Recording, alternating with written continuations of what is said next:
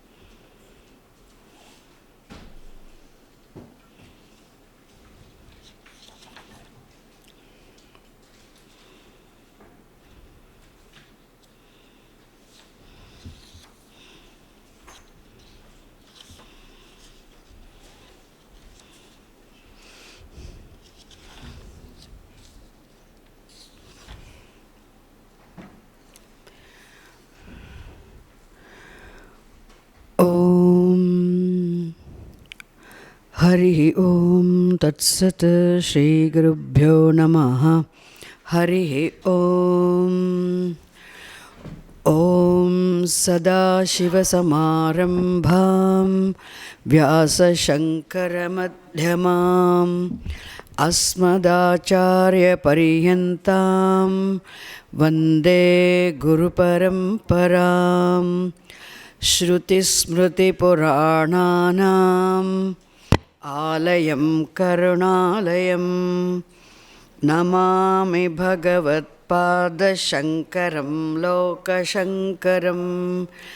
शङ्करं शङ्कराचार्यं केशवं बादरायणं सूत्रभाष्यकृतौ वन्दे भगवन्तौ पुनः पुनः। ॐ सहनाववतु सहनौ भुनक्तु सह वीर्यङ्करवावहै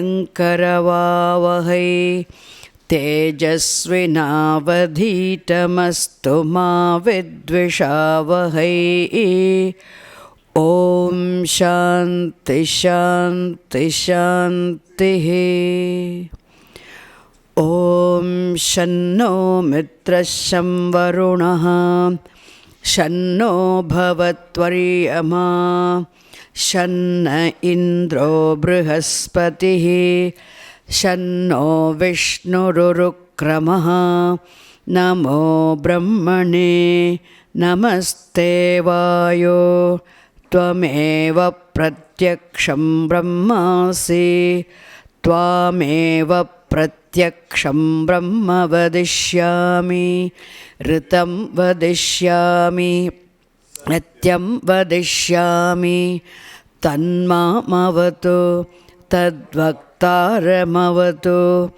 अवतु माम् अवतु वक्तारम्। ॐ शान्ति शान्ति शान्तिः। ॐ यश्छन्दसां वृषभो विश्वरूपः छन्दोभ्योऽध्यमृतात् सम्बभूव समेन्द्रो मेधया आस्पृणोतु अमृतस्य देवधारणो भूयासं शरीरं मे विचर्षणं जिह्वा मे मधुमत्तमा कर्णाभ्यां भूरिविश्रुवं ब्रह्मणः कोशोऽसि मेधया पिहितः श्रुतं मे गोपाय। ॐ शान्ति शान्ति शान्तिः। अहं वृक्षस्य रेरिवा कीर्तिः पृष्ठं गिरेरिव ऊर्ध्वपवित्रो वाजिनीव स्वमृतमस्मि द्रविणगुं सवर्चसं सुमेधा अमृतोक्षितः इति त्रिशङ्कोर्वेदानुवचनम्। ॐ सहनाववतु सहनौ भुनक्तु सह वीर्यङ्करवावहै तेजस्विनावधीतमस्तु मा विद्विषावहै. ॐ शान्ति शान्ति शान्तिः.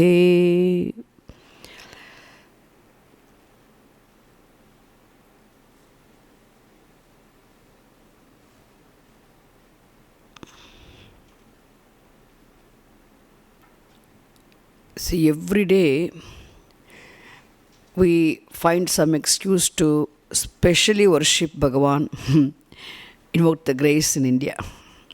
Something we find.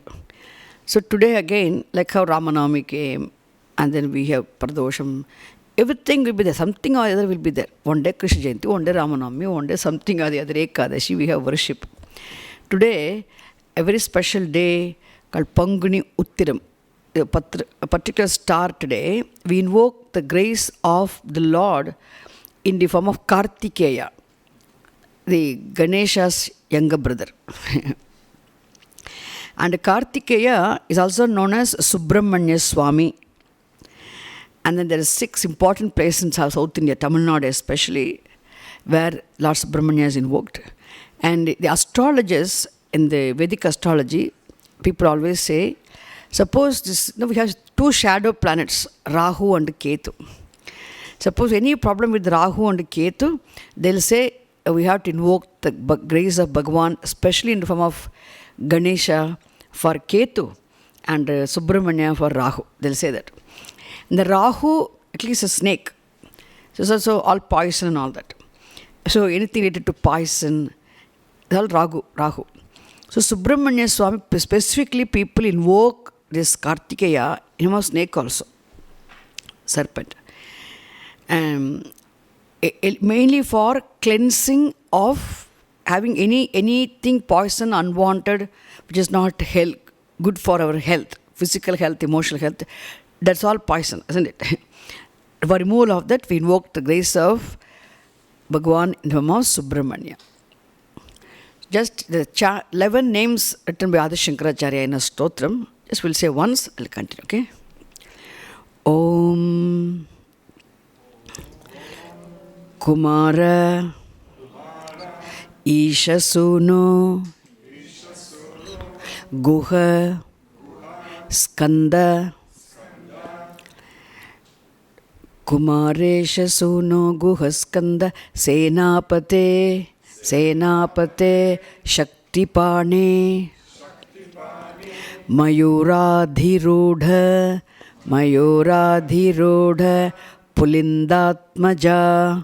Pulindatmaja Kanta Bhaktartiharin Prabho Tarakare Sada Raksha Mam Tvam. May you protect me always. Sada Raksha Mam Tvam. Sada Raksha Mam Tvam. This is a verse written by Adi Shankaracharya.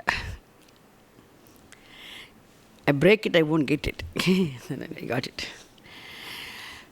Om Kumaresha Suno Guhaskanda Senapate Shaktipane Mayuradhirudha Pulindatmaja Kanta Bhaktartiharin Prabho Tarakare Sadarakshamam Tvam. Okay. So yesterday we saw how Shankara Bhagavad-pada clarified the Purva Pakshi's doubt completely that karma need not be combined with the jnanam at all, whether it will or even in equal proportion for the attainment of moksha. So action need not be combined with self-knowledge for the attainment of moksha. So to discover fullness happiness, in terms of moksha, obtaining as one's own self, no karma is required. Discovery itself, discovery of the self itself, discovery of moksha. No action need to be, no karma need to be combined. In fact, no karma can be combined also. Made it very clear. And towards the end, so what is, he also explained, what is samsara uparamaha. Yesterday we saw in page number 371.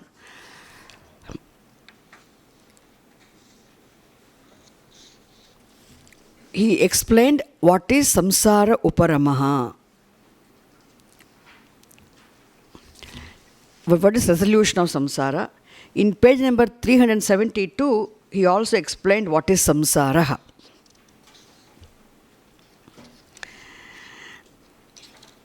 In explaining what is samsara, Shankara Bhagavad made it very clear how the person who is naturally born ignorant is naturally deluded. He does not have the discriminative understanding of what is real and what is not real. It's called avivekaha. Avivekaha means mohaha. Mohaha, avivekaha mean the same. Opposite of viveka. Every human being who is born ignorant is naturally aviveki. He doesn't have vivekaha, which means he does not have the discriminative understanding of what is real, what is not real. There is ignorance of what is real. Therefore, what is not real, what is as though, is mistaken to be real. Why this avivekaha is because of this lack of discriminative understanding of what is real, what is not real, is purely because of the ignorance of what is real. So, satya ajnanam, what is real is not known, the ignorance of what is real. Therefore, what is not real, what is as though real, what is seemingly real, what is apparently real, is mistaken to be real. Example, the entire objective universe is mistaken to be real. Which means we think it's going to be there permanently, forever, for us. And also, when we mistake what is not real to be real, what is not real is mistaken to be real, then we also mistake this as though real world to be a source of security and happiness. Second mistake. When we mistake this world to be a source of security and happiness, thinking it is real, then we become dependent upon the world for our security and happiness. This dependence is also what? Bondage. Dependence is also bondage.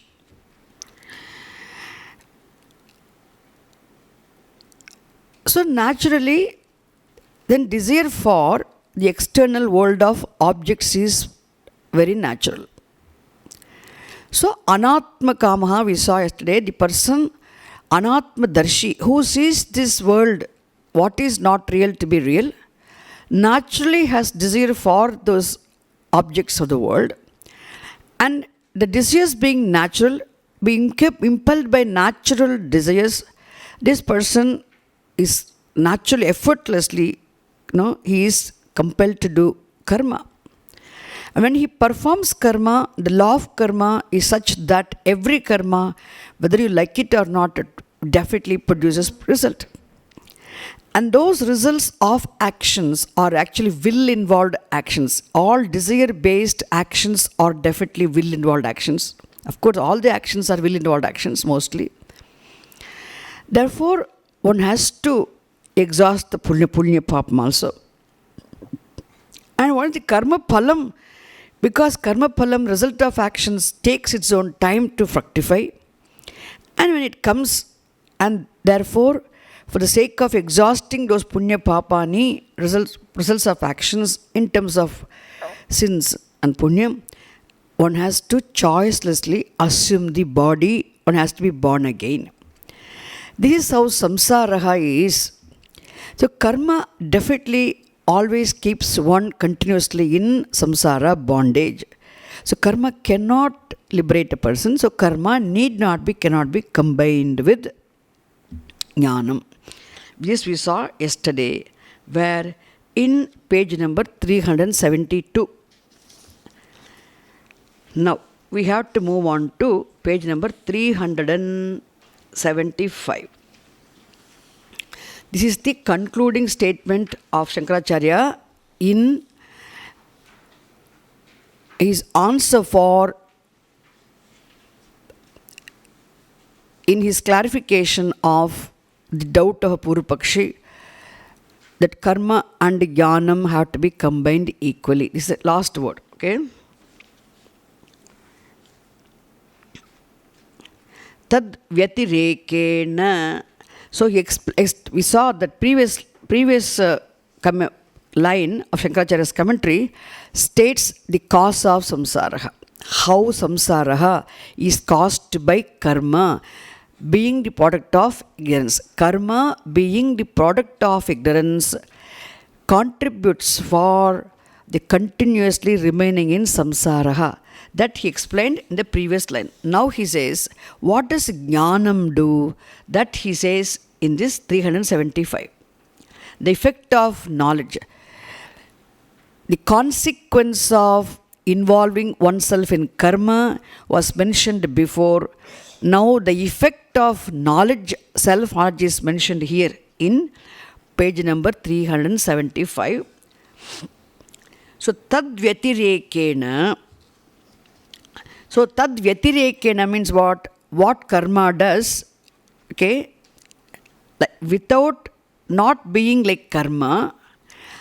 On the contrary, tad vyatirekena, on the contrary, atmaikatvadarshi, atmaikatvadarshinaha, vishayabhavat, kamanupapattihi, atmanicha ananyatvat kamanupapattau swatmanyavasthanam mokshaha iti atopi vidyakarmanor virodhaha. So what he says, on the contrary means knowledge, the atmaikatvadarshi, kamadarshi, the person who is anatmadarshi is the one who knows only anatma, who does not know atma. One who has the knowledge of the world and who sees the world as real, he is anatmadarshi. We saw in the previous line. He is comparing anatmadarshi and atmadarshi. Anatmadarshi, the one who is ignorant of the self, thereby who sees this world as real, the world of objects as real, thereby naturally who has desires for those objects. Whereas here he says atmaikatvadarshi. Atmaikatvadarshi means what? The person who has clear vision of the oneness of the reality obtaining as one's own self, and it is implied by the term atma. I have a long sentence in English. Atmaikatvadarshi, atmaikatvadarshi. Darshi means the one who has the vision. One who sees is darshi. Darshanam, seeing, darshi, the seer. And this person, Atma Ekatvadarshi, Atmaikatvadarshi means the person of clear vision of one's own self, essential nature of oneself, who has the knowledge of the self. Atmaikatvadarshi, in whose vision all that is there is only Atma. Ekatvam means what? Oneness. One who has the clear vision of the oneness of reality, obtaining as one's own self. I'm having so many words I'm using. One who sees the all that is here, there only one in one whose vision all that is there is absolutely only the reality. Such a person, Atmekatva Darshi. For him, Atmekatva Darshinaha, Vishaya Abhavat, Vishaya Abhavaha. For him, Vishaya Abhavaha means there is no object, there is no second thing. Absolutely, there is no second thing for him. Why? All that is there is only Atma. All that is there is absolutely only the reality implied by the term Atma. Everything is Atma for him. Everything is Atma, the formless, abstract reality which is of the nature of consciousness, is the reality which is his own Swarupam. The content of I, which is the Atma, all-pervasive reality, and everything for him is the Atma only. Like how the waves, the Swarupa of wave is water. Once the truth of the wave being water is clear, then the same water being the truth of all the waves also becomes clear. The truth of the entire ocean being the only water becomes very clear. In the standpoint of the water, you can see water, that wave is water, this wave is water, that wave is water, any wave is water, all the waves are water, the entire ocean is water. It's only a question of seeing what is the truth of one wave. Isn't it? Similarly, here also, this person, what is absolutely real? What is that absolute reality? Paramarthikam Satyam. The most abstract, subtlest, formless, attributeless reality, which is of the nature of consciousness, when the person arrives at in his own mind as one's own Swarupam, from the standpoint of the reality consciousness, when he sees, for him, everything is knowledge, everything is Atma. Everything is Atma. There's no object for him. Vishaya Abhavaha. Vishaya Abhavaha means what? Absence of object. Why? Then what is Bhava? If objects are absent, what is then present for him? Atma. Everything is Atma for him. It is possible for one to see that everything as Atma or everything being Atma, only if a person knows what Atma is. If a person is Atma Ekatva Darshi, for him, all that is there is only Atma. There is no object other than the Atma. If there is no object other than the Atma, how is it possible for him to have any desire for object? Beautiful, isn't it? Everything else is, nothing is different from him, distant from him. Everything is the one's own self. I am the whole. I am the whole. There's no object for him. Therefore, see, one must see something other than oneself. Only then desire for that second thing is possible. I am the desirer. What is desired by me? There's no second thing. There's no other object. Vishaya Abhavaha. Vishaya Abhavat. For such a person, Atma Ekatva Darshinaha. Vishaya Abhavat. Due to the absence of objects. There's no object in his, everything is Atma for him. Therefore, what happens? Kama Anupapattihi. The desire is not possible. It is not possible on the part of such a person to have any desire. Kama Anupapattihi. Desire is not possible. Desire is possible only if a person sees anything other than oneself. I am the desirer. I want this. This is different from me. So I want this for my happiness, for my pleasure, for my security. Is it clear? Now completely perspective change. Atma ekatva darshinaha kama abhavat vishya abhavat kama anupapattihi. Vishya abhavat kama abhavah also. Kama anupapattihi. Desire is not possible. So clean. He compares the previous line and these two lines. I wish you can memorize these two lines. At least you can remember the meaning. You can remember, compare and see the meanings. What happens for Atma Ajnani? What happens for a Jnani? A second thing is not there because everything is Atma. Therefore, there is no desire possible for him. Desires resolve. Now, why he says Atmanicha Ananyatvat? Because he does not see anything which is different from the self. When the person sees one's own self not as body, mind, sense complex anymore, in the wake of the clear, doubt-free knowledge of one's own self being abstract, formless consciousness, Atma, from the standpoint of Atma, this person does not see anything which is different from him. There's no wave is different from water. Similarly here, no object, no form, name, function is distinct, different from consciousness, the Atma.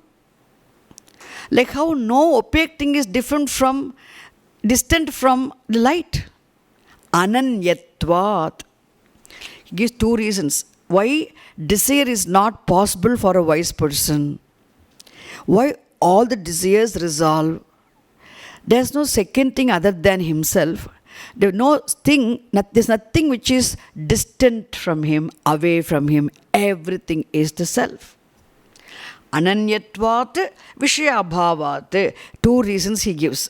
Therefore, kama anupapattihi. It is not possible for a wise person to have desire. And when the desires are not there, so what happened now? What does this person do? There's no need for him to perform karma. No desire is there, means nothing is there to impel him to do karma. Nothing can prompt him to do any karma. And for him, again, there's no doership also. Once the minute, see, the clear doubt-free vision of the self-being formless consciousness Atma, essence is shifted from the anatma, body, mind, sense complex. I am the doer, the notion will resolve. I am the doer, notion will resolve. Because all the wrong notions will resolve. So I am the enjoyer, notion also will resolve. Therefore, there's no more karma for him. There's no more punya papam also for him. Sanchita karmani become resolved for good. Agami karma becomes resolved for good. Prarabdha also is what? He leaves his body, mind, sense complex for the exhaustion of Prarabdha. He is free. Prarabdhaya samarpitam. This body is given for exhaustion of Prarabdha karma palam. He is free. It is like, okay, please use my pen. You can use it.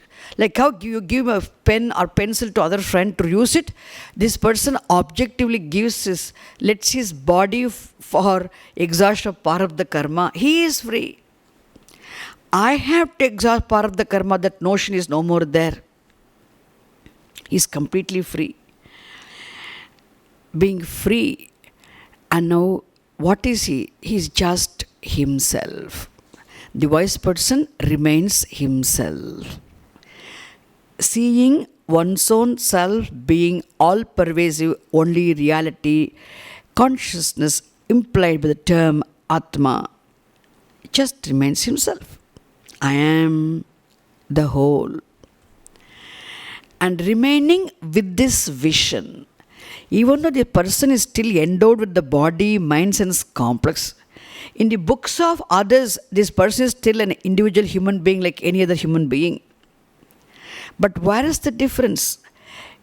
Cognitive, the perspective, this person's perspective is different. Vision is different. Jnanam, difference is only in perspective. Otherwise, Otherwise, this wise person is nowhere, there's no difference between Ajnani and a Jnani other than the difference in perspective. It is, so remaining with this vision, clear vision is what?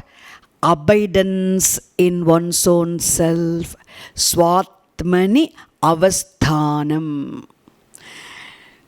And this is what is moksha, jivan mukti, swatmani avasthanam moksha iti.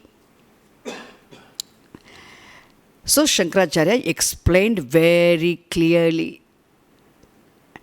The last two statements are very beautiful statements. Anatmadarshi, Atmadarshi. Just difference is only knowledge and ignorance. He knows, he does not know. Okay, see, moksha is in what? Not by changing anything. We need not change anything externally. We cannot change anything externally. Nor can we change anything here also. All that is moksha is in perspective change. Not perspective change alone is moksha. And perspective change is brought about by jnanam, atma jnanam. No karma is important here. Okay, specifically jnanam alone brings about a perspective change, and which is swatmani avasthanam, which is moksha. Atopi, ataha api, therefore also vidya karmanor virodha. There is what? It's very clear. Knowledge and karma are definitely opposed to each other. What does it mean? They need not be, cannot be combined at all. Okay. Here ends the answer for the third question. Third concept. Now,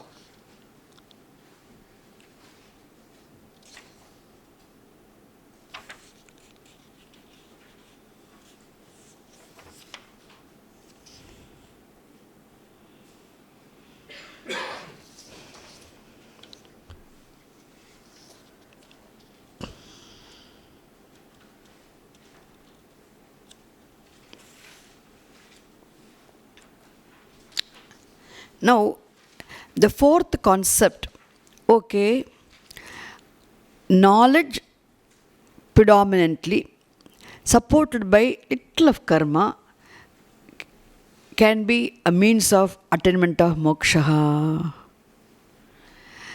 Shankaracharya does not say much. In one line, he negates that. What is the fourth concept? Same thing.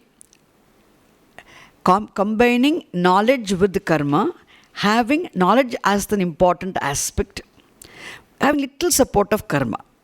That's the fourth concept. But that also he negates, doesn't explain much. He negates in one line. Okay, negated. How he says, Virodhadeva, in page number 377, the first line.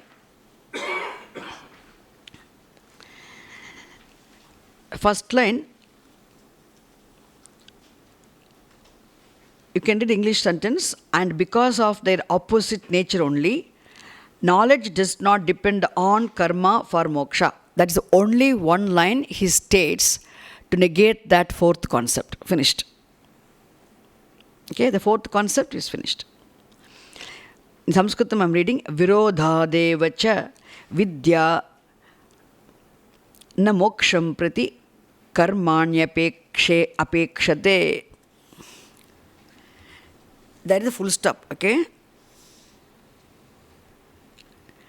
So, knowledge does not require karma at all for moksha, for attaining moksha. Knowledge does not depend upon karma at all for attaining moksha. Why? Because they are opposed to each other. There are two different nature.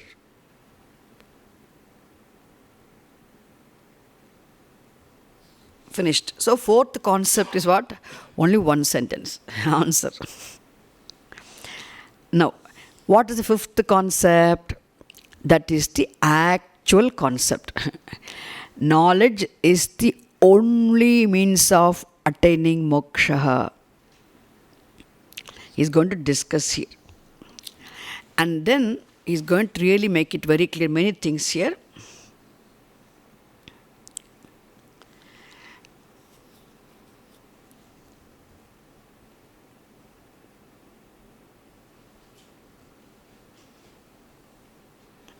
Even though Shankara Bhagavad-pada establishes very clearly, very, very clearly, beautifully how knowledge is the only way of attaining moksha. Because moksha, even though the word moksha means freedom, what it implies is happiness, fullness. Because every human mind is seeking freedom from what? Freedom from the unwanted. Freedom from the undesirable. And what is that which is undesirable? Who wants freedom from this class now?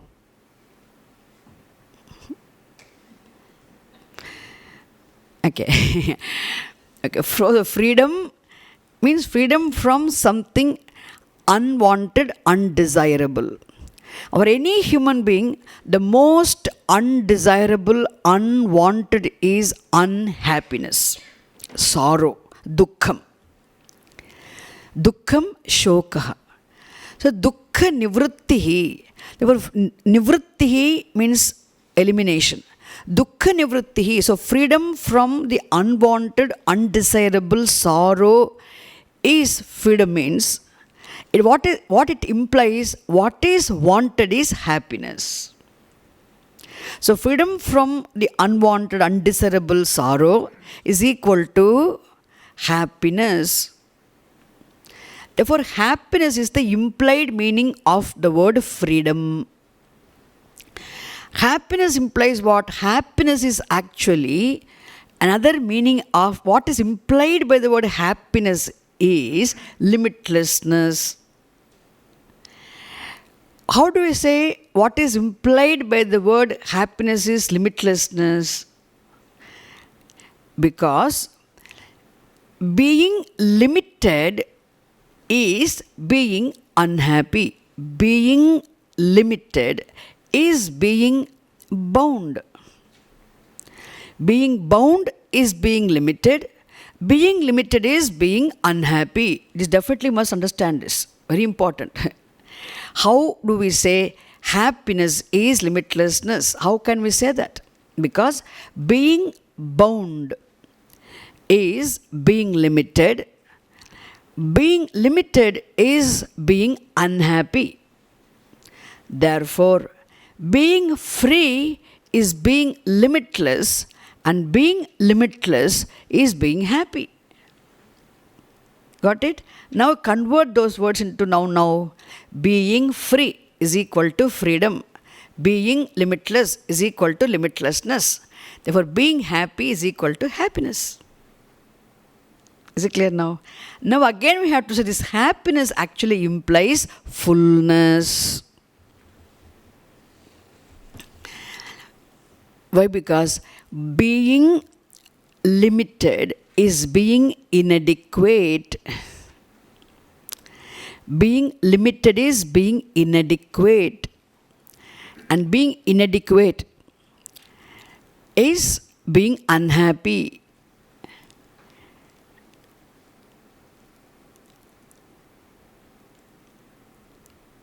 Therefore, being limitless is being full. Being full is equal to being happy. Therefore, limitlessness is fullness, fullness is happiness. Okay, now, therefore, the word moksha implies happiness, limitlessness, or fullness. Anandaha.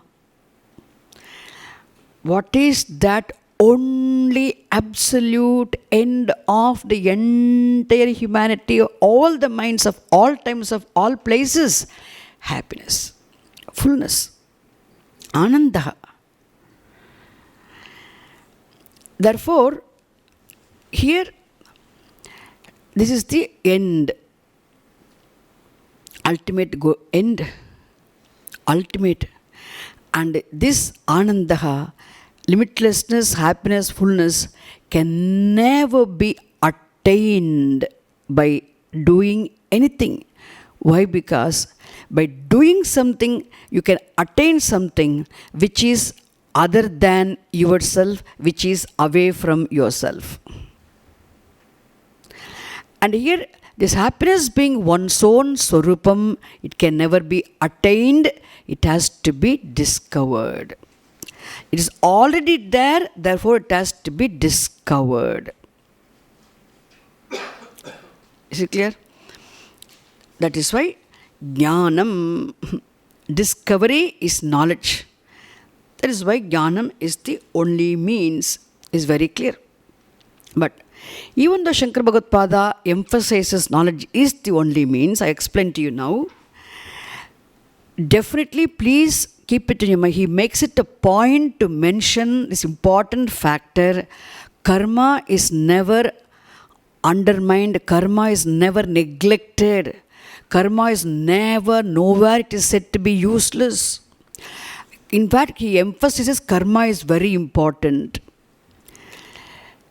Karma in all forms, whether secular activities, mundane activities, or sacred religious activities, performance of rituals, practice of upasanas, etc., all of them are in Nitya Karmani, all of them are very important. Why? Because only performance of karma alone, when consciously lived, practiced, followed, in due course of time, will contribute for mental purification and mental steadiness, without which even Shravana Jnanam is not possible. Even Shravana Jnanam is possible, also Mananam is not possible, and Nidhyasam is not possible, without which assimilation of the teaching is not possible, without which attainment of moksha is not possible at all. Therefore, karma as a discipline serves as an indirect means of attainment of moksha. It is Jnanam is the direct means of attainment of moksha. Karma serves as an indirect means of moksha when practiced and performed as yoga, as discipline. Therefore, karma is important. That Shankara Bhagavad makes it very clear. Okay? Now, that he says here, because when a person is so talks vehemently about the importance of knowledge for moksha, sometimes people may mistake, Shankaracharya is emphasizing only jnanam. No, he wants to make it a point, karma is equally important. The very next line he brings it. Now you can remember in second chapter Bhagavad Gita what happens. When Arjuna, Krishna was talking all about jnanam in second chapter, he unfolded the nature of the self, first 30 verses of second chapter, and 20 verses from 11th to the 30th. Then he also in between he talked about karma yoga. You must do karma, come on, get up and go and do your duty, etc. Arjuna got confused. What is this? You're talking highly of jnanam and you also again ask me to go and do karma. What is this? Typical doubt Arjuna had. So we all may have the same doubt. So Shankaracharya clarifies it here. And he said, no, that is when the third chapter, in the opening itself, Shankara Krishna begins. No, dve nishtau, dve nishte. Karma yoga, jnana yoga. He mentions that. Jnana yogena sankhyanam, karma yogena yoginam. He mentions two nishta, two committed lifestyles, who disciplines. for people of two different levels. Nobody is inferior, nobody is superior. The person who is not yet ready for jnanam, he has to work for preparing himself for jnanam. The person who is already prepared can aim for work for jnanam. That's all. There's no superiority, no inferiority. Everybody must have been unprepared once upon a time. There's a time when everybody becomes prepared. There'll be a time one can attain jnanam, one can attain moksha. It's only a question of preparation. So Krishna made it very clear. In the same way, Shankara Bhagavad here makes it very clear. Next line. Purvo swatmalabhetu purvopachita durita pratibandhapanayana dvarena vidyayaha hetutvam pratipadyante karmani nityaniti. The second line he very clearly states, Nityani karmani vidyayaha hetutvam pratipadyante. See, nitya naimittika karmani. You can say panchamaha yajnaha. Okay, nitya naimittika karmani, panchamaha yajnaha, those prescribed duties which should not be avoided at all, which should be performed. Okay, and which should be performed regularly, some daily, some occasionally, which should be regularly performed. So, nitya naimittika karmani. And also, consciously, one must also what? Avoid prohibited actions. So, by performing consciously, thoughtfully, attentively, nitya naimittika karmani in terms of panchamaha yajnas, they hetutvam pratipadyante, they have the status of being an indirect cause of attaining moksha, attaining knowledge. They enjoy the status of being the cause for the preparing the mind for the attainment of knowledge. Vidyayaha hetutvam pratipadyante. How do this nitya karmani attain the status of being a cause of preparing the mind for knowledge? He says, pratibandha apanayana dvarena. Because through the elimination of obstructions, obstacles in attaining jnanam. So, nitya naimittika karmani, when they are performed with shraddha, definitely they produce punyam. It means they keep the mind of the person, they do not allow the person to entertain unwanted thoughts. So when all the time you are focused, busy doing something useful, something needed, your attention is not available for unnecessary thoughts. So suppose a person who is simply sitting without doing anything, all unnecessary thoughts will be coming. That's the nature of the mind. So when you are consciously, constantly, you are with the focus attention involved in attentively doing something useful, needed, necessary, then the mind also becomes what? When the mind which does not entertain unnecessary, unwanted thoughts also becomes subtle mind. Therefore, all the obstructions, obstacles, pratibandhas caused by one's own papam, sins accumulated as a part of the karma palam. Purva upachita durita. Purva upachita durita means what? The papams unknowingly or knowingly accumulated, earned. We papams all of us have. Not one individual. All the human beings, all of us have definitely papa karma in our account. And this pratibandha papa, the papa karma earned before, and that papam alone now causes the obstacles, disturbance, in the form of mental disturbance. And the disturbed mind, which is the disturbed mind, obstructed mind, then what? The knowledge cannot take place there. Therefore, he says, Nitya Naimittika Karmani, don't take it for granted. Karma is very important. Nitya Karmani, performed attentively with Shraddha, contribute for eliminating the Pratibandhas, obstacles caused by our own Papa Karma. Thereby, they contribute indirectly for mental preparedness required for Jnanam. Vidya Utpattau Vidyayaha Hetutvam Pratipadyante. They serve. Understand? Now it is the order. We have to perform Nitya Karmani, thereby the obstacles caused by our Papa Karma will be neutralized, thereby mind will be adequately prepared, pure enough, so that knowledge can rise. That is what is said in the page number 377. Now, I'm going to next page, 378.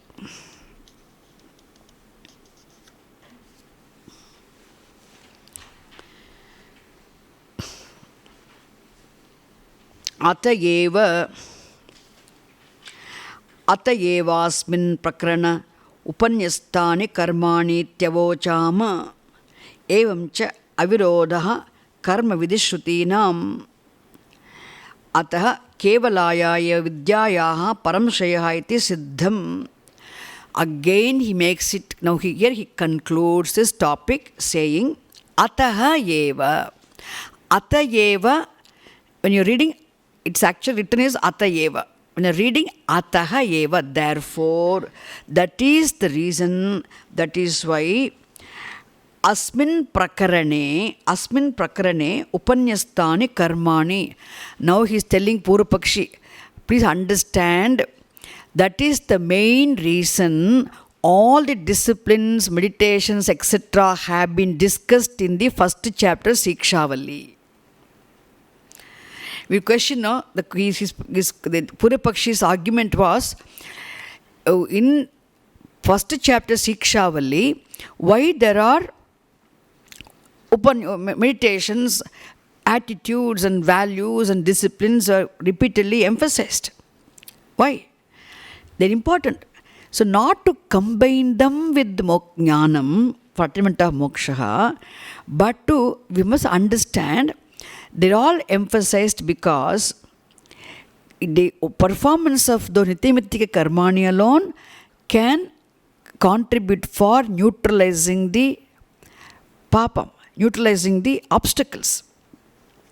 Atayeva asmin prakarane upanyastani karmani iti avochama. Therefore, we had already, I told, Shankaracharya says, already I had mentioned this earlier. What? The reason, the purpose of discussing the disciplines, meditations, prayers, etc. in the Sikshavalli first chapter. The reason he gives. Then, evancha avirodha karma vidishrutinam. Therefore, there is no contradiction.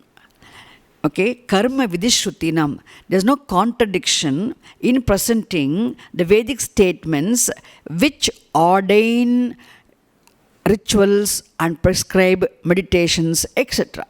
Karma vidhi means the statements which prescribe performance of rituals or practice of meditations are said to be karma vidishrutayaha. And these karma vidishrutis, the statements prescribing duties, prescribing values, prescribing attitudes, prescribing performance of rituals, prescribing prayer for mantras for prayers, prescribing upasanas. These statements, in presenting them in first chapter, there's no contradiction at all. Why? They have been presented because one must follow them so that they will neutralize one's obstacles caused by pratibandhas, so that one can have proper mental disposition for the rising of the knowledge, to have the knowledge. But still, But for moksha, what do you want? Only jnanam. Ataha, second sentence, ataha kevalayaha eva vidyayaha param shreyaha iti siddham. Therefore, it is very clear, doubtlessly now, it is established here. What is that? Moksha is accomplishable only through pure knowledge, self-knowledge. Knowledge alone is required for moksha. But for that jnanam to be assimilated, to enjoy the benefit of that knowledge, for knowledge to rise also, the mental disposition what we need, for which obstacles have to be neutralized, caused by our own papa karmas. For that, we need to perform karma. Okay. Made very clear. Now, page number. Now, somehow, Purupakshis. Okay. Now you are right. I accept. That is his understanding. He finished, accepted. But now he comes with a different objection. Now, different objection.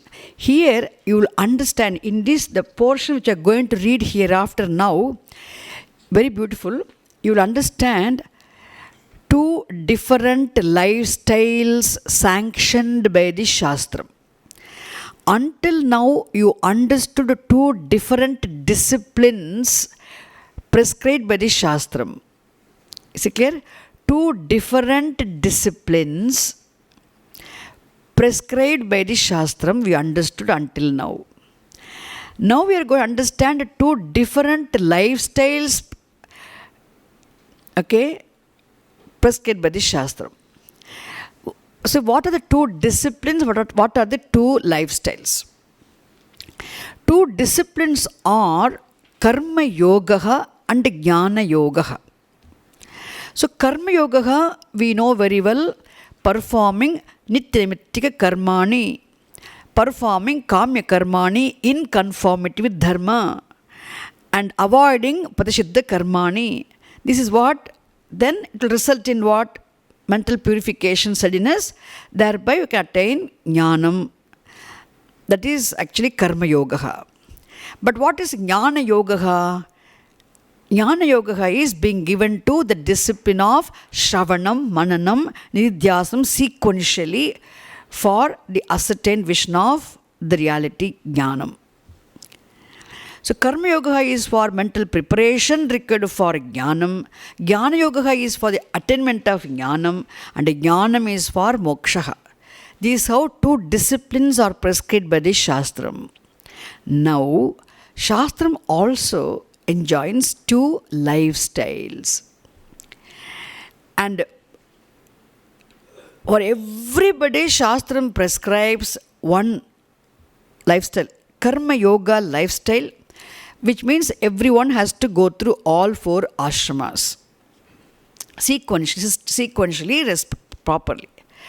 And some people can skip the ashramas, go straight away to sannyasa ashrama. And who can go, how? Regarding that, there's a discussion comes here. Okay.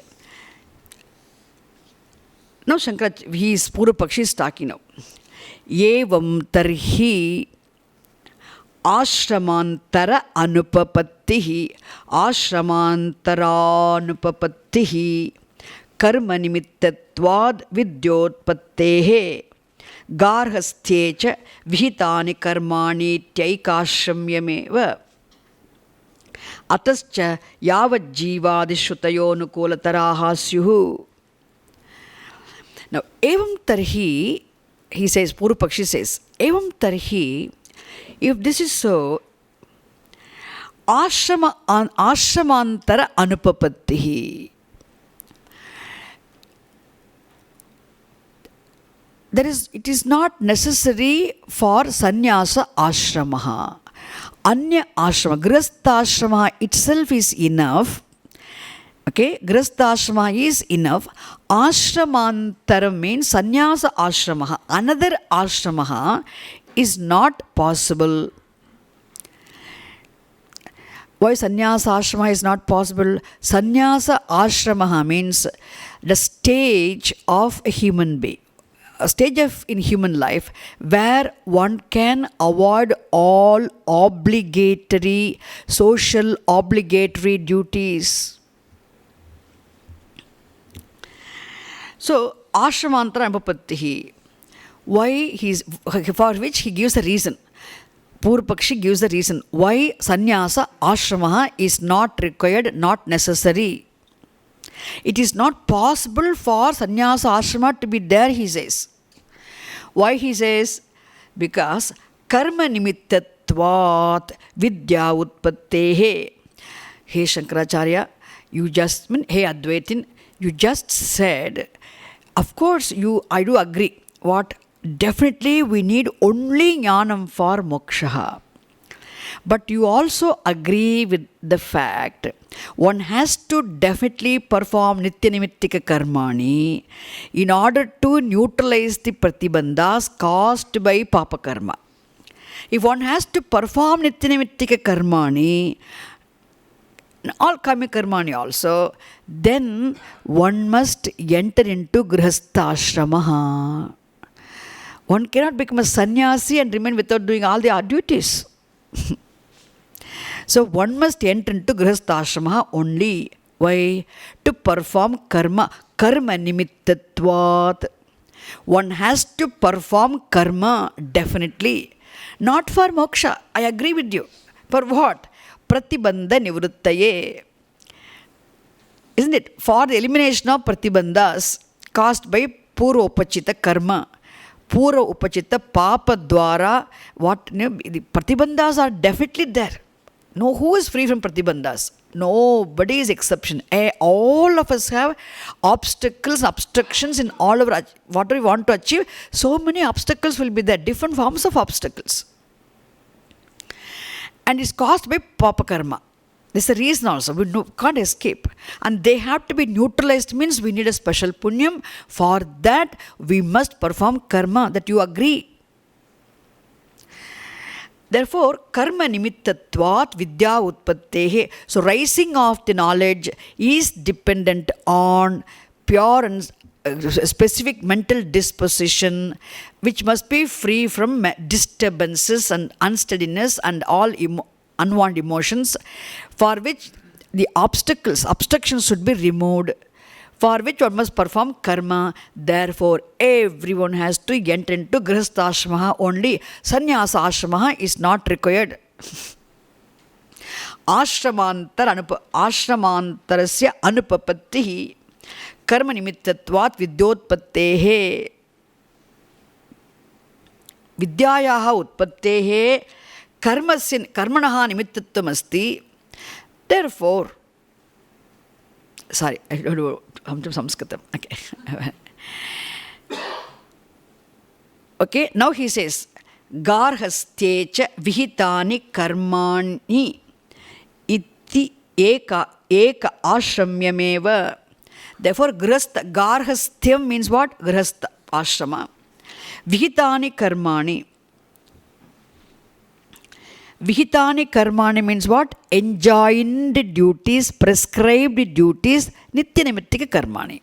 Vihita karma means prescribed duties, ordained duties, enjoined duties, which means nitya-nimittika karmani. All of them are only for what? Grihastha ashrama only. They're all meant for a householder, meant for performing as in grihastha ashrama. Ataha, therefore, atascha yavajjivadi shrutayaha anukulataraha syuhu. Now he also says, there are some statements in the Veda Shastram, and they say one should perform, there are statements in the Veda prescribed for people who have yet to become mature. See, Veda Shastram prescribes teaching for all people, mature people, immature people, completely immature people, or every, because Veda Shastram is interested in everybody's growth. So in Veda there are statements, and those statements are said to be Yavat Jivadi Shrutayaha, which means those statements state one must perform Agnihotram until one's last breath. I mean, as long as one is alive, a person must perform Agnihotram karma, etc. Statements are there in the Veda. How long one should perform Agnihotram karma? Daily worship. Agnihotram karma is a daily worship, Deva Yajna. And Veda states one must perform until one's last breath, until one dies. Yavat jivati tavat paryantam Agnihotram kuryat. Maybe one person must perform Agnihotram ritual. So there such statements are found in the Karma Kanda of the Veda. Now he catches those statements. That's why he takes those statements. Purva Pakshi also, he cannot say something as his own wish. He has to quote only Veda, otherwise Shankaracharya will not listen. Understand? So those statements are there, and statements which emphasize that one should perform rituals until the last breath. That is why they're all very supportive of this fact that everyone should enter into Grihasthashramaha to perform Nityanaimittika Karmani, Vihita Karmani. Then there's no need for one to enter into Sannyasa Ashrama. Sannyasa Ashrama itself is not necessary. No, Shankaracharya must have got irritated, in fact. No way. Shankaracharya is a great advocate of Sannyasa Ashrama. But he didn't get irritated. I'm just saying, for a person who really supportive of, is a great, his advocacy is always for Sannyasa Ashrama. Wherever possible, he will emphasize sannyasa. Wherever possible, he'll emphasize sannyasa. Okay, but he didn't get irritated, or he didn't get, there's no vehemence also, but still he's going to answer. You got it now. So in this page number 318, Purva Pakshi's objection is coming. The Purva Paksha is not mentioned. We can write it on the top if you want.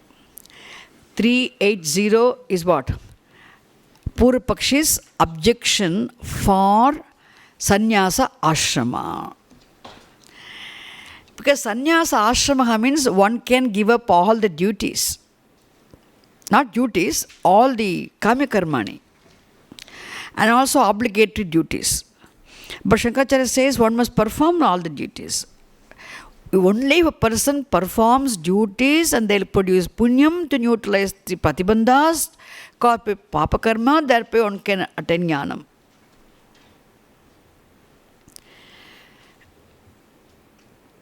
See, I see so much they must have thought about even before deciding. People decide some programs. These are the programs we are going to have here. We are going to teach people when they come here. When they decide, they must have put in a lot of thinking. Even here, why these are the programs we need, how to keep them organized, how to do it. So all, when we think moksha is somewhere, jnanam is somewhere. Because mind has to become ready. So how to convert, how to make a spiritual person really grow properly to enjoy the benefit of the spirituality, spiritual result. Anyway, so here, ataha cha yavat jivade shrutayaha anukulataraha syuhu, we have seen that already. Now, page number 382. So Shankaracharya's answer. What is the first answer? Yeah. No. It is not so. What you are saying is not correct. Why? Karma anekatvat.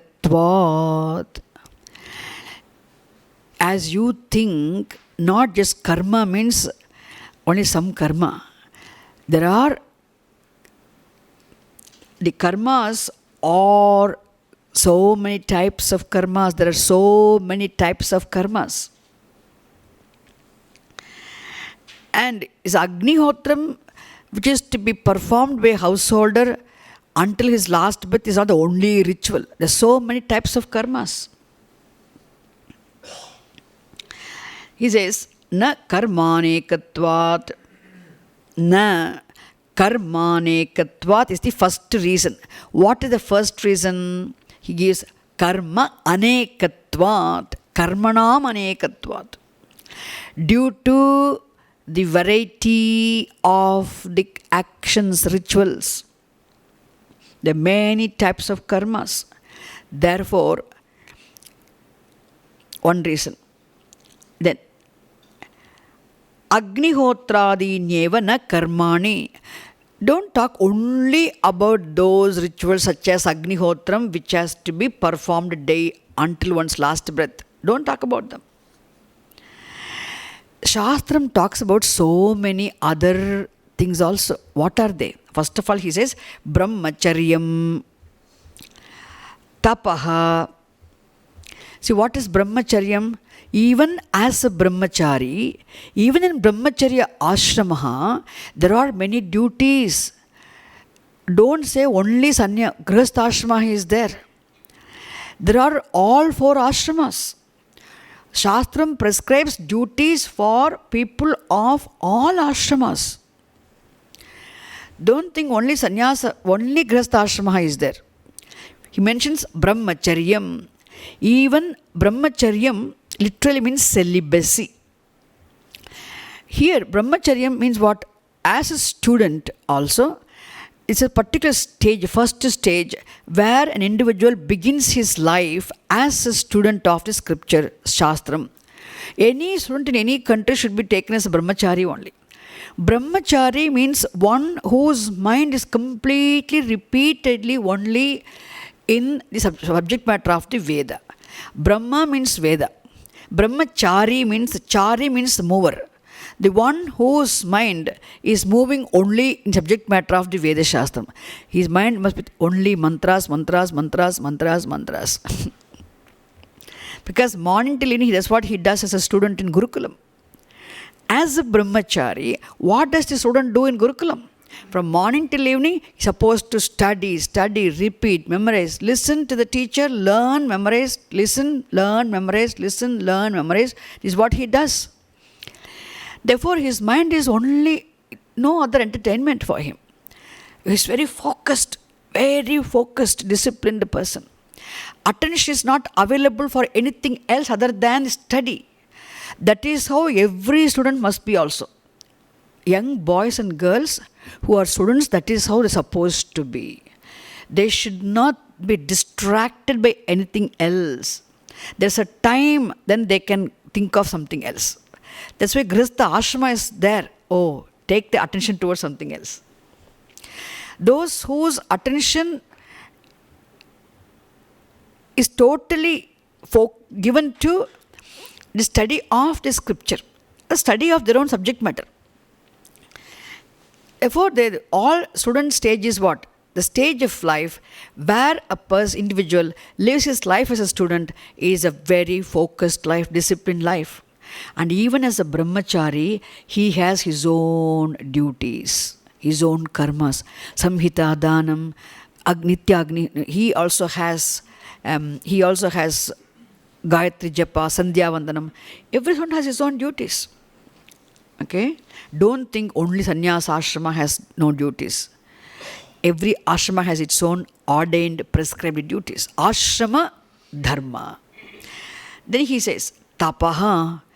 Is tapaha again as an austerity penance, strictly following self-inflicted also the discomforts. Apart from that, strictly following what one has to be doing also is tapaha. Then being given to the enquiry into subject matter of the Shastram. Vicharaha is also tapaha. You know that very well. Tapaha. Then satyavachanam. Even the values such as truthfulness in speech and always constantly making efforts to have mastery over one's ways of thinking, mastery over one's mind, mental discipline, shamaha.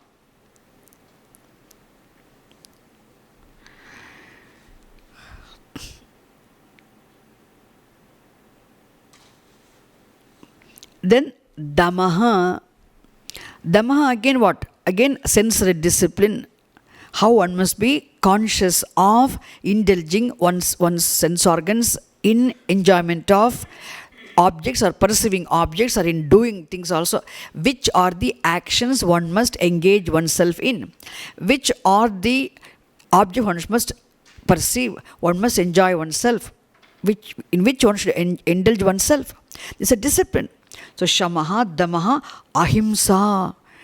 Ahimsa, the non-hurting in speech, in thought, word and deed. One must be very conscious of not hurting any being. That's also involved. Ahimsa. Iti evamadinyapi karmani. These are all the values, appropriate attitudes, disciplines, they all come under the category of karmani, performance of rituals only. Therefore, itara ashrama prasiddhani. Okay, they're all prescribed for all people of all ashramas. Okay, so truthfulness in speech, having mastery, mental discipline, having sensory discipline, or even being conscious of not hurting by thought, word and deed, and following the discipline of tapas, all those disciplines are to be followed by people of all ashramas. Not just only one person of one ashrama. They're meant for itara ashrama prasiddhani. They're meant for people of all ashramas. And they also vidya utpattau sadhaga tamani. And they're also what? They are all said to be contributing for neutralizing the obstacles caused by papa karma. Therefore, they all contribute for indirectly for the rising of the knowledge, for attaining the knowledge. Therefore, he is calling asankirnani. Shankaracharya calls them asankirnani vidyante.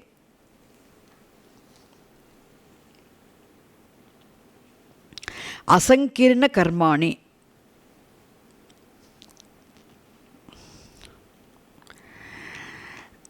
Dhyana dharanadi lakshanani cha.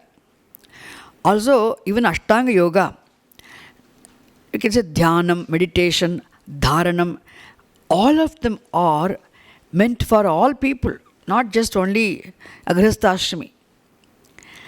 Vakshyati cha tapasa brahma vijijñāsasva. Shankaracharya quotes this sentence from Taittiriya Upanishad Bhrigu itself. That is why repeatedly Bhrigu was sent by Varuna many times. May you have a desire to know Brahman through tapas, through vichara. Said. Okay. Here I want to tell you one thing. Please understand one thing. When a person is given to, we'll talk a little more about it. When a person is given to the discipline of Shravanam and Mananam, listen.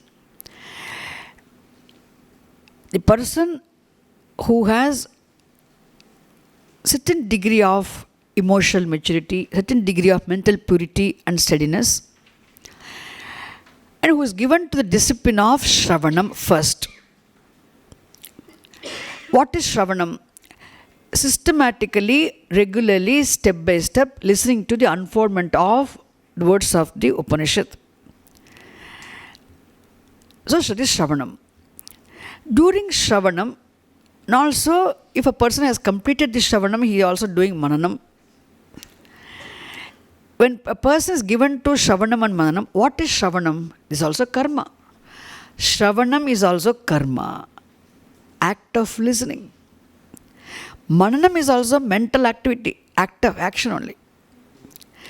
So when a person is given to the disciplines of listening to the unfoldment of the Shastram, subject matter of the Shastram, when a person is given to the discipline of reflecting upon the teaching, again, analyzing thoroughly, seeing different views of other schools of thought, and seeing the fallacies in other systems, and first having one's own understanding, clarifying one's own understanding is mananam. And when these are all actions only. So during Shravanam and Mananam, one must continue to do one's Nitya Naimittika Karmani. Shankaracharya says, that is not, but during Shravanam, one must do Nitya Naimittika Karmani. You are not combining the karma with the jnanam for moksha. Okay? Doing one's Nitya Naimittika Karmani along with the discipline of Shravanam is what? Is not combining karma with the jnanam for moksha. You are combining karma with the karma only. What is the karma? What is the action here? Listening, Shravanam. Now, like what you are doing is Shravanam. Along with the Shravanam, it's very important to be given to the discipline of listening to the unfoldment of the teaching, systematic unfoldment of the teaching, which is Shravanam. Because Shravanam is the first step, and it is very clear for us. Shravanam alone can resolve ignorance. Only when you are listening, our ajnanam will be resolved. Ajnana nivrityartham shravanameva sadhanam. This is only means for resolving the ignorance. Jnanam will take place only when you listen. But still, Shravanam itself is not enough. It must be followed by another discipline called Mananam. Only then, after listening alone, understanding, when understanding happens, only then doubts also can rise. Completely, totally ignorant person cannot have any doubts. Where will the doubts be? Doubts are about what? One must have some understanding, then doubts are also possible. In total ignorance, doubts are not possible. So doubts also will be there.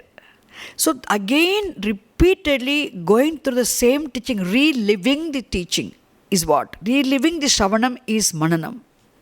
When you relive, again, reflect upon the teaching, then you'll know what all possible doubts arise, have the doubts resolved.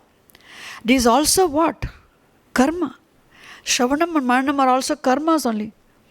Disciplines, different karmas. So when a person is given to the discipline of Shravanam and Mananam also, one must do one's Nitya Naimittika Karmani.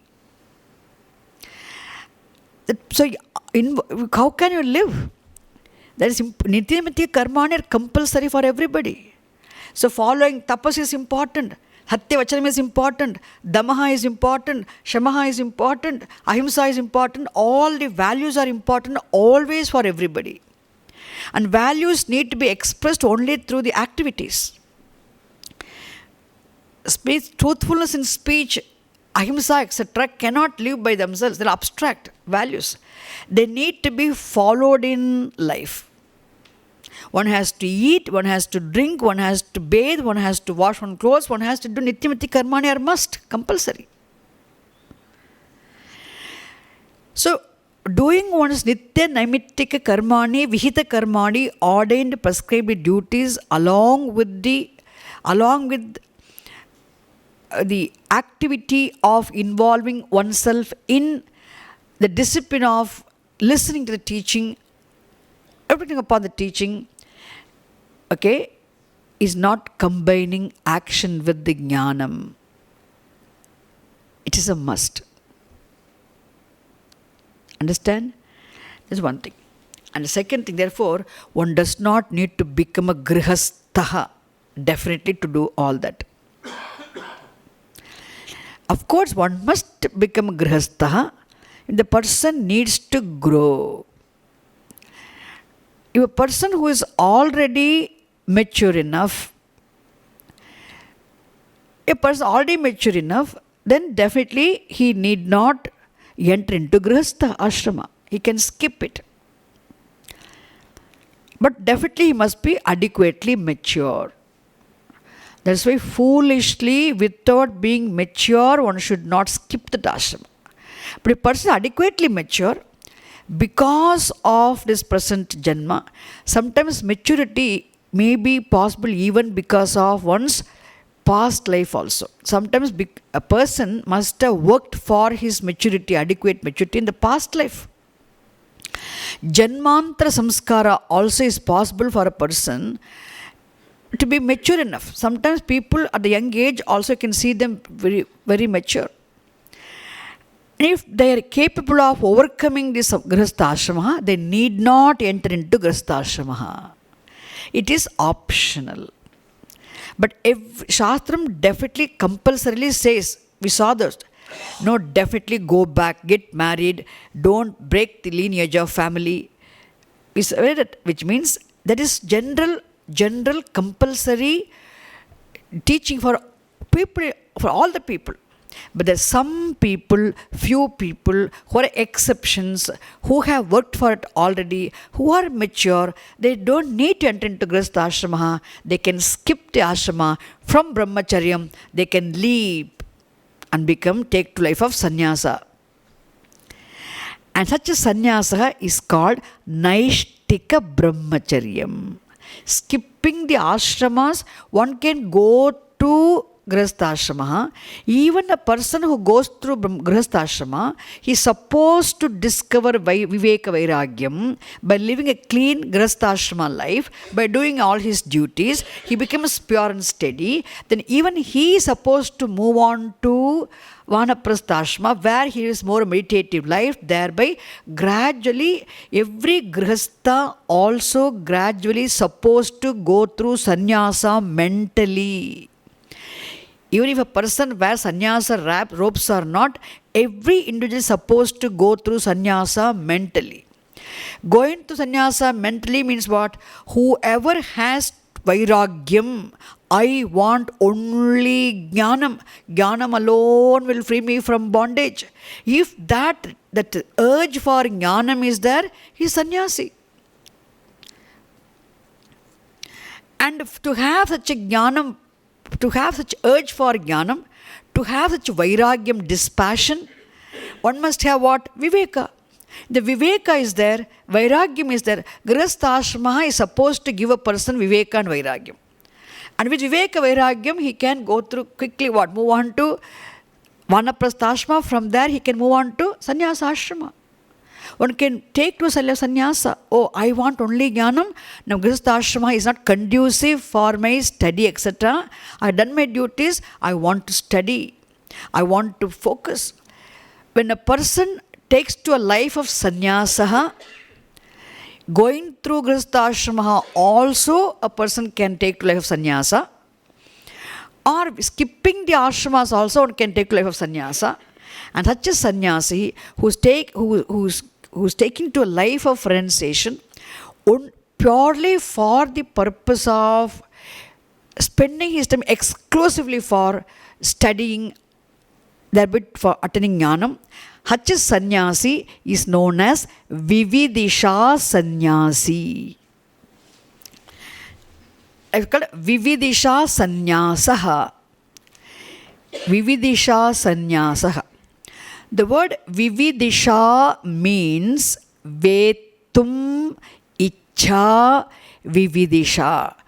Desire to know. Vetum, to know. Ichha, desire. Vetum ichha vividisha. Sannyasaha, life of renunciation for the purpose of studying the scriptures and discovering the truth. Exclusively a lifestyle committed to the pursuit of knowledge, to the exclusion of all other pursuits. A sannyasi is totally committed to the only pursuit of knowledge, to the exclusion of all other pursuits, artha kama dharmas. That is why his needs are taken care of by society. Okay, people revere that. Because he is totally totally committed to the pursuit of knowledge. Ajnani, but he knows the value of knowledge. He wants to attain jnanam. So he wants to be given to the discipline of Shravanam and Mananam. And he is adequately mentally pure and steady. So he might become taken life of sannyasa because because of samskaras he has got from Purva Janma also. Or even as living a life of brahmacharya itself for him, because of his janmantara samskara, that such a maturity is possible. To skipping the ashramas, he can take to life of sannyasa, or entering into grihastha doing all his obligatory duties, doing all this nitya karma, naimittika karma, all the karmani. Then gradually grihastha ashrama is supposed to prepare him for jnanam. The very purpose of, I told you earlier, very purpose of entering into the grihastha ashrama itself is for preparing one's mind for jnanam. Not for simply having children, and then, of course, having children is important for perpetuation of dharma. But it is not for simply enjoyment of pleasures and having family, not like that. What is the idea? Why wife? Why children? Why husband? Why family? Why that is? Why duties? Everything is ultimately aimed at mental preparation. Adequate mental purity and steadiness. Viveka should come. There is no happiness in this life. To learn this one lesson, he has to enter into grihastha ashrama. Then vairagyam comes. Oh, what is it which can give me happiness? Only jnanam. Oh, I want only jnanam. This what is vivekaha will naturally bless him with vairagyam. This is maturity, born of understanding. As a person of viveka and vairagyam, after going through grihastha ashrama, also a person can enter into sannyasa life. He can take to life of sannyasa literally wearing saffron robes, or mentally at least he should go through sannyasa. Externally he doesn't show also. Sannyasa is a compulsory. One has to, which means there is a time he exclusively commits himself to the pursuit of knowledge. So that all other pursuits become excluded. No more artha pursuit, no more kama pursuit, no more enjoyment of pleasures. Not that he suppresses his desires for enjoyment of pleasure. No suppression. A person who takes a life of sannyasa, in order to commit himself totally to the pursuit of knowledge, is a mature individual that who has naturally grown out of desire for the enjoyment of pleasures. Therefore, there is no such a thing called suppression on the part of sannyasi. He is no more interested. Suppression will not work. No more interested. That is why we say maturity. Otherwise, enter into grihastha ashrama. Okay? Then, vividisha sannyasi. Sometimes, a person having gone through Shravanam and Mananam, he has attained jnanam, he has clear knowledge, but still he find it difficult to assimilate. Then that stage also, a person after having, some people can take sannyasa before Shravanam in order to do Shravanam and Mananam. After Shravanam Mananam also people can take to life of sannyasa just to live a contemplative life. Totally a life of contemplation. And then they take to life of sannyasa, and such sannyasis are known as vidvat sannyasis. Okay, we'll come back and see.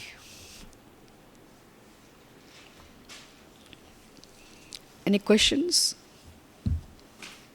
Yes, Swamiji.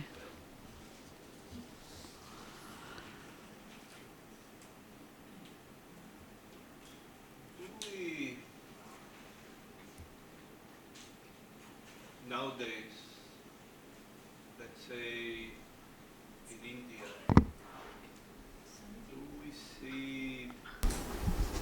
many grihastas, do we see many grihastas going to the other ashramas, vanaprastha, sannyasa, or do they, although they may be traditional, or do they stay within the grihastha ashrama? In India, Swamiji, very rarely we see people from grihastha ashramas going out and wearing saffron robes like this. Very few. Very, very few. India also. But as a grown-up, mature individual, Swamiji, sometimes suppose an elderly people who have lived proper grihastha ashrama life, the husband dies or wife dies. Suppose the wife dies, sometimes I saw one or two men becoming sannyasis. Very rare, Swamiji.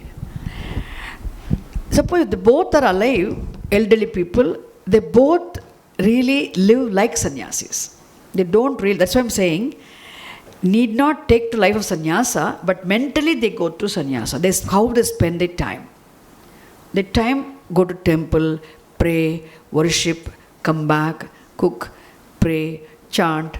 This is what they live a vanaprastha life. Vanaprastha means they do not involve themselves in mostly the other duties, but they spend their time in prayer and worship. It's more a vanaprastha life, Swamiji. That they don't really take life of sannyasa. But very few, rare, I saw some people. Our Swami Sattvavidananda was in family life, and he's from a very great traditional family, and he has taken life of sannyasa. And I know some other Swamis who took sannyasa from Puja Swamiji. Very few. Very few people from the householder's life come out after some time, after having completed their duties, taken to life of sannyasa. See, some people want to escape from householder's life, Swamiji. And they also come and ask, okay, let me stay in ashram. Wife is there, children are there. This man wouldn't have got a job or he wouldn't have earned properly. And shirking the duties also they want to escape. Sometimes such sannyasa is not really accepted. As you asked, very few people really come out to sannyasa. Otherwise, most of the elderly people I know, they stay at home with the families, but still they live a vanaprastha ashrama life. And some of them, I can say very few, just the lifestyle tells they're like sannyasis.